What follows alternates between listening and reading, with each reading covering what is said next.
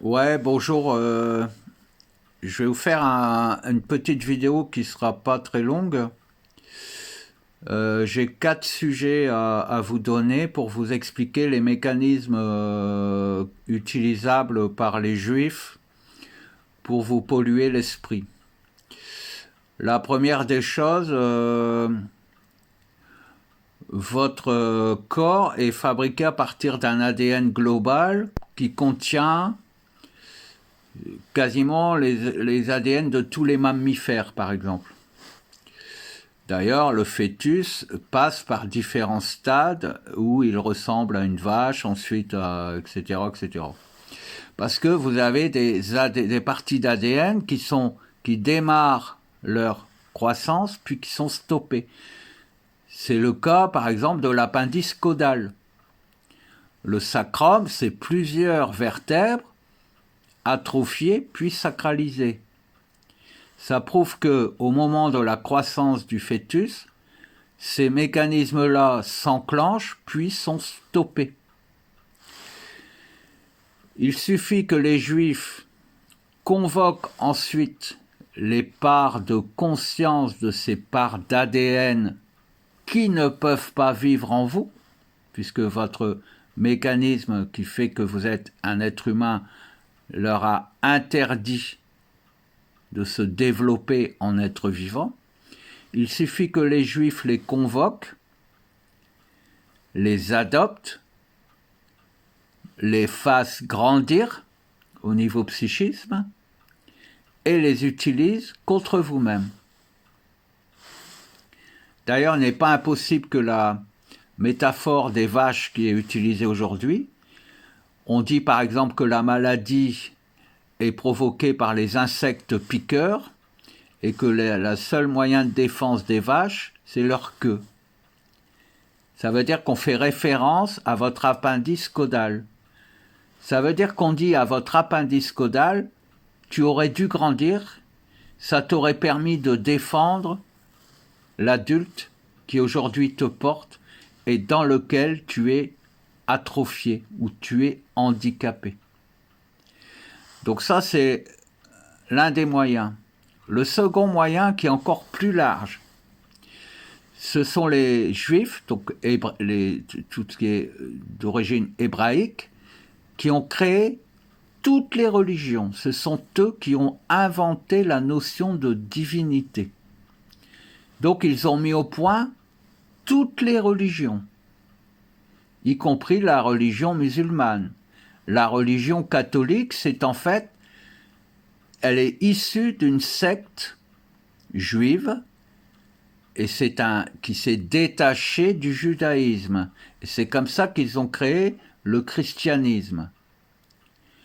Donc, il leur suffit d'avoir encodé chaque religion d'une manière à ce que dans vos prières, en fait, vous acceptiez de servir d'esclaves aux Juifs.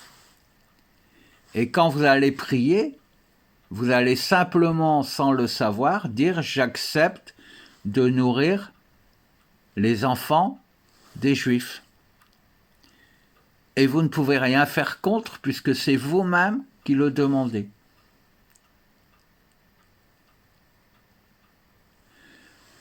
Ensuite,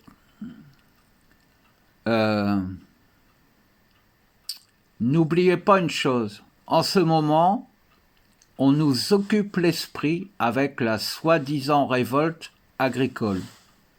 Vous voyez bien que tout ce qui se produit, c'est organisé et que la plupart des agriculteurs qui disent manifester sont en fait des personnes qui sont complices du rituel qui se déroule en ce moment. Et le rituel consiste à créer la sidération dans vos esprits. Quand on voit par exemple des agriculteurs en larmes, ça met les gens en empathie avec eux, et donc ça veut dire que vous êtes prêts à aider les agriculteurs. Mais dans les agriculteurs, il y a aussi des juifs. Il y a aussi des francs-maçons. Et n'oubliez pas qu'en ce moment, les juifs accomplissent la fête d'Hanouka. Et en ce moment, par exemple, ils font leur menorah, c'est-à-dire qu'ils allument chaque jour une nouvelle bougie sur leur chandelier. Ça veut dire que vous êtes ému, ou vous avez l'esprit tourné vers Bruxelles, vers les agriculteurs. Vous savez que les agriculteurs étant des grandes gueules, ils vont faire beaucoup de bruit, allumer des feux, etc. Toutes les images que vous voyez sont des rituels destinés à activer en vous certaines émotions bien ciblées. Pendant ce temps-là, les Juifs accomplissent leur rituel de sorcellerie de la Ménorah et ils vous implantent, sans que vous le sachiez, de nouvelles sources de vie pour eux-mêmes, c'est-à-dire ils vous vaccinent psychiquement et c'est tout. Voilà. Voilà comment ça fonctionne. Une dernière chose que je voulais vous dire et que j'ai compris hier en écoutant un jeune qui parle de la religion musulmane, et c'était très intéressant. Il parlait du Messie. Mais ce que j'ai compris pendant sa vidéo, c'est la chose suivante. On dit « qui sème le vent récolte la tempête ». Donc on dit « celui qui sème une mauvaise graine va récolter les fruits de sa mauvaise graine ». On pense qu'on parle du karma. Mais en fait, j'ai compris, et ça m'est venu comme un flash, en fait, on ne comprend pas bien cette expression. Qui sème le vent, ça veut dire qui parle pour ne rien dire. Celui qui fait du vent. Celui qui n'exprime pas sa volonté. Récolte la connerie humaine. Récolte le tout venant. Celui qui ne dit pas ce qu'il veut être. Celui qui ne dit pas ce qui, selon lui, est juste ou injuste dans ce monde, récolte ce que les Juifs ont placé à l'intérieur de l'égrégore de l'humanité. Et c'est ainsi que leur rituel, comme vous ne savez pas et que ne pouvez pas exprimer de volonté par rapport à ce qu'ils ont fait, toutes ces énergies, ces champs de psyché qu'ils ont placés autour de vous en ce moment, vont descendre en vous comme sur un toboggan au moindre moment de choc émotionnel.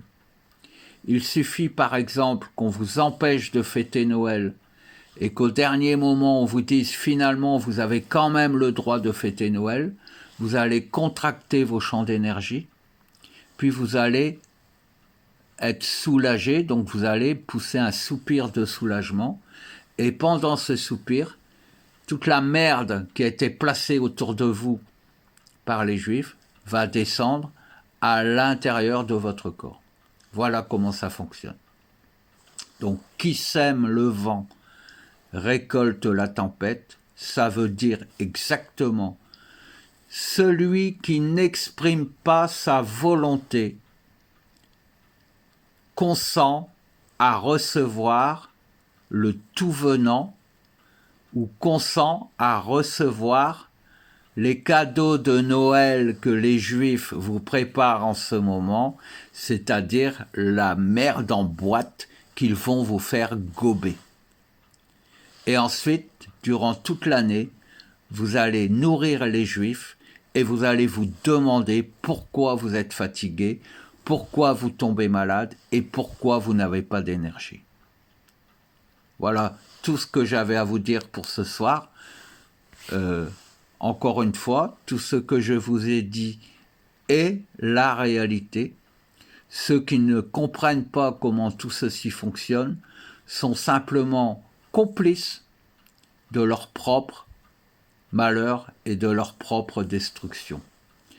Je vous invite à nouveau à partager cette vidéo. Beaucoup de personnes sont prêtes à recevoir ces messages. Ça n'est pas à vous de juger s'il faut que les gens puissent entendre ces mots. C'est à chacun, une fois qu'il est mis face à ces mots, de comprendre en lui comment il estime qu'ils sont la vérité ou qu'ils sont le mensonge. Vous n'avez pas à empêcher quelqu'un de recevoir ces paroles. Ça n'est pas à vous de savoir si la personne est suffisamment apte à le comprendre ou pas.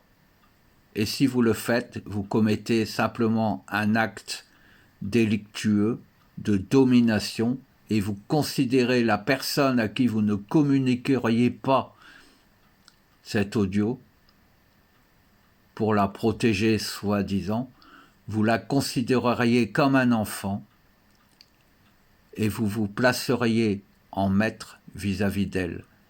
Et sa source de vie saura que vous n'avez pas voulu que cette personne comprenne ce que je vous explique. Et ça veut dire aussi que vous êtes complice de toutes les souffrances qui existent sur la terre en ce moment. Je vous embrasse.